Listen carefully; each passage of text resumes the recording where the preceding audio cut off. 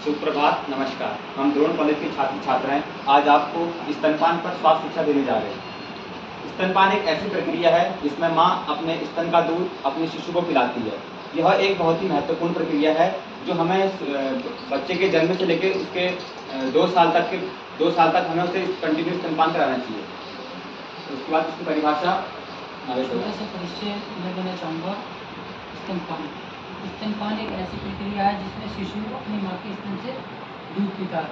अगर बच्चा कमज़ोर है, बीमार है, स्तनपान नहीं कर पा रहा है तो हम उसको दूसरा तरीका भी होता है स्तनपान कराने का बच्चे को, जिसमें हम ब्रेस्ट से स्तन से हम मिल्क ले करके और फिल्टर से बच्चों को पिलाते हैं। इससे दिक्कत नहीं। इसके बाद स्तनपान के क्या क्या फ़ायदे होते हैं वो मैं आपको बताऊंगी। सबसे पहले स्तन का जो दूध होता है, जो माँ का दूध होता है, उसमें प्रोटीन, विटामिन, ये सारी चीज़ें इसमें मिक्स होती है, जिससे कि जब बच्चों का विकास होता है तो वो सही तरीके से होता है और जितनी भी बीमारियाँ होती हैं जो बच्चों में अक्सर हो जाती हैं, उन चीज़ से लड़ने की जो रोग प्रतिरोधक क्षमता होती है वो भी बढ़ती है, जिससे कि बच्चे जल्दी बीमार नहीं होते। जैसे अस्थमा हो गया, ये सारी चीज़ें बीमारी जो होती है वो बच्चों को नहीं लगती है और इसका जो विकास होता है वो बहुत सही तरीके से होता है। और जो भी इससे अगर माँ को मतलब माँ जब बच्चे को अपना दूध पिलाती है तो जो स्तनपान जो कैंसर होता है वो चीज़ों का खतरा भी बहुत कम होता है। इसके बाद मैं आपको बताऊंगी कि स्तनपान कब नहीं कराना चाहिए। अगर जो महिला है जो स्तनपान करा रही है, अगर उसके लिए कोई इन्फेक्शन है तो उसे स्तनपान नहीं कराना चाहिए अपने बच्चे को। अगर उसे कोई HIV वायरस है, जिससे कि क्या होता है, HIV एक वायरस होता है, इसमें क्या होता है, अगर महिला को HIV वायरस होगा, अगर वो अपने बच्चे को दूध पिलाएगी तो जो महिला को HIV वायरस होगा वो बच्चों को होने के चांसेस है। और तो अगर कोई महिला की दवाइयाँ चल रही हैं तो उसे स्तनपान नहीं कराना चाहिए। और अगर महिला को कोई इन्फेक्शन है तब उसे दूध नहीं पिलाना चाहिए अपने बच्चे को। और अगर कोई कैंसर वगैरह अगर माँ को है तब भी बच्चे को माँ का दूध नहीं पिलाना चाहिए।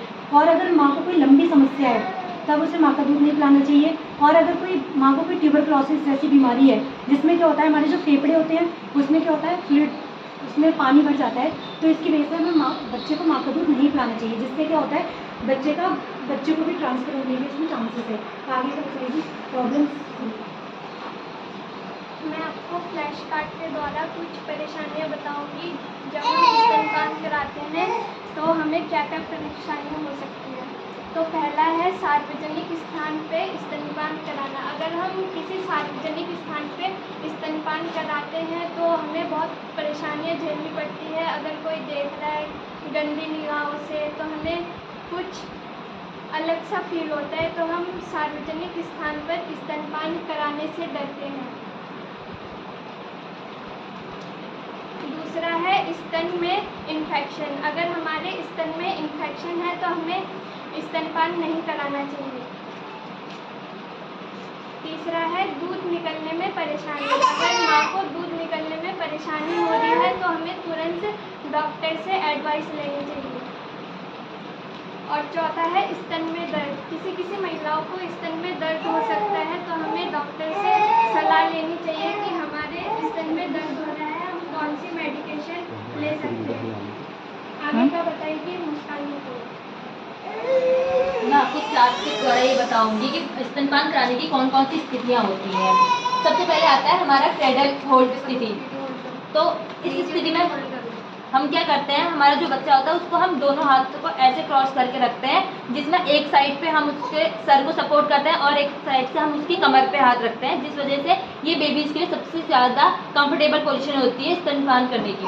दूसरा आता है हमारा क्रॉस क्रेडल। इसमें क्या होता है, अगर हम बच्चे को बाएं साइड के स्तन से अगर हम स्तनपान करा रहे हैं तो हम अपना दायां हाथ इस्तेमाल करेंगे उसको पकड़ने के लिए और बाएं हाथ का इस्तेमाल करेंगे हमारे निपल्स को पकड़ेंगे, ताकि हमारा जो बच्चा है उसको सांस लेने में दिक्कत ना हो स्तनपान के वक्त। उसके बाद हमारा तीसरा आता है फुटबॉल पोजीशन। इसको हम क्लच पोजीशन भी कहते हैं। जैसे हम एक साइड में पर्स डालते हैं वैसे हम बच्चे को एक साइड में पकड़ते हैं और उसके बाद हम बच्चे को जैसे हमने क्रॉस क्रेडल में एक हाथ से निप्पल पकड़ा था उसी तरीके से हम उसको स्तनपान कराते हैं।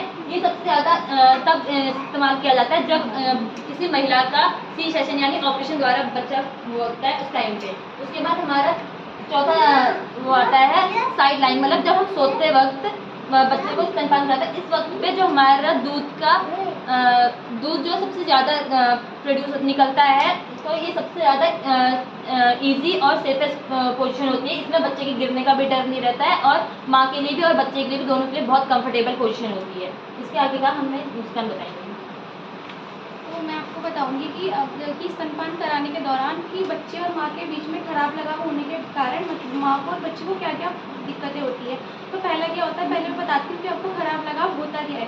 तो खराब लगाव क्या होता है, अगर माँ अपने बच्चे को अपने से दूर रख रही है या फिर क्या कर रही है, वो अपने बच्चे को समय से स्तनपान नहीं करा रही है, तो माँ और बच्चे के बीच में क्या होगा, एक खराब लगाव होगा।